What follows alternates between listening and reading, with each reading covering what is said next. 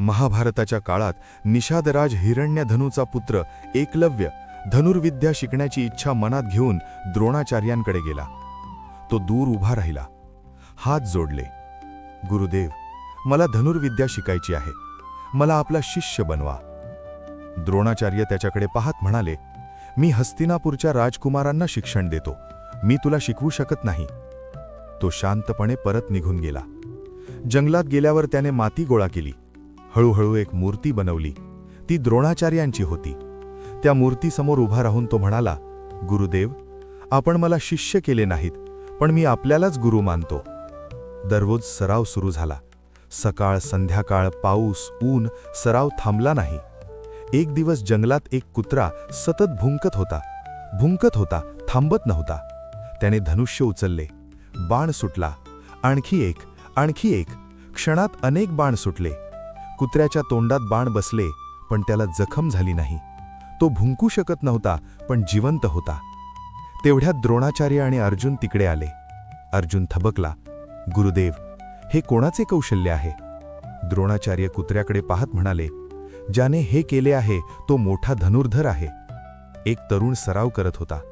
धनुष्य हातात, डोळ्यात एकाग्रता. द्रोणाचार्य पुढे गेले. ही विद्या तुला कोणी शिकवली? तो लगेच वाकला.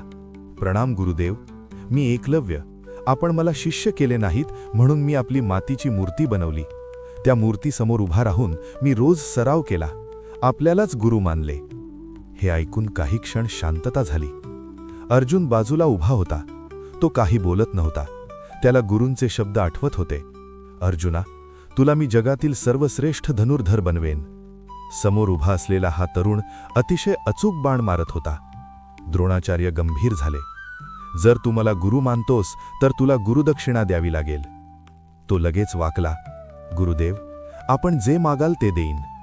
द्रोणाचार्य कठोर आवाजात म्हणाले, मला तुझ्या उजव्या हाताचा अंगठा हवा आहे. क्षणभर पूर्ण शांतता पसरली. तो हलके हसला. एवढेच गुरुदेव? त्याने सुरी काढली. क्षणाचाही विचार नाही. अंगठा कापला. रक्त वाहू लागले. तो पुढे आला. हात पुढे केला. गुरुदेव, ही माझी गुरुदक्षिणा. काही क्षण कोणीच बोलले नाहीत. द्रोणाचार्य शांत उभे राहिले. त्यांच्या चेहऱ्यावर गंभीर भाव होते. अर्जुनही शांत उभा होता. जंगलात पुन्हा शांतता पसरली. तो पुन्हा वाकला. गुरुदेव, आपली कृपा राहू द्या. तो मागे सरकला आणि पुन्हा आपल्या सरावाच्या जागेकडे गेला. त्या दिवसानंतर त्याचा अंगठा नव्हता, पण त्याची गुरुभक्ती तशीच होती.